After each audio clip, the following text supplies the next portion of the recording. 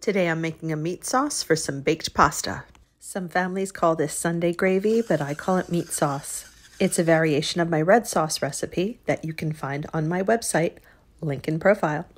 Whenever I'm browning meat for a sauce or chili or a stew, I like to start with actually browning the meat in the pan.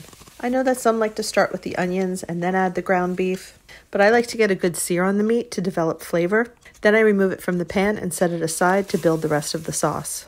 Doing it this way also gives me some beefy bits in the pot that I can scrape up while I'm cooking the onions. I like to season each ingredient on the light to moderate side as I go, then I taste everything at the end and adjust if needed. After I season the onions, it'll draw out the water, then I add the garlic so it doesn't burn. I'm also adding some baby serranos from my garden instead of red pepper flake.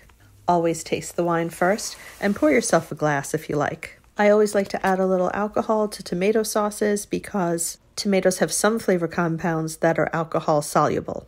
I usually use tomato puree or crushed tomatoes with a little water and then add the beef back in. Give it a good mix, then bring it to a bubble, reduce to a simmer for 45 minutes. While it's simmering, I'll cut up some fresh basil from my garden.